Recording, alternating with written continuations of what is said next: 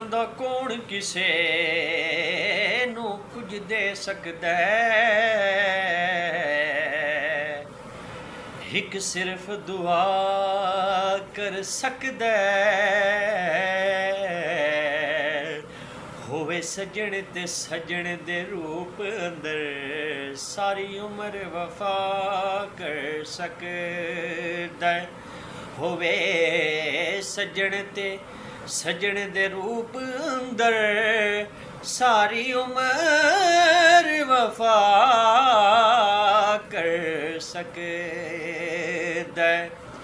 ਜੇ ਮੰਗਣਾ ਈ ਫਿਰ ਰੱਬ ਤੋਂ ਮੰਗ ਜਿਹੜਾ ਅਸਲ ਅਤਾ ਕਰ ਸਕਦਾ ਜਿਹੜਾ ਖੂਹ ਚੋਂ ਕੱਢ ਕੇ ਯੂਸਫ ਨੂੰ ਸਾਰੇ ਮਿਸਰ ਦਾ ਸ਼ਾਹ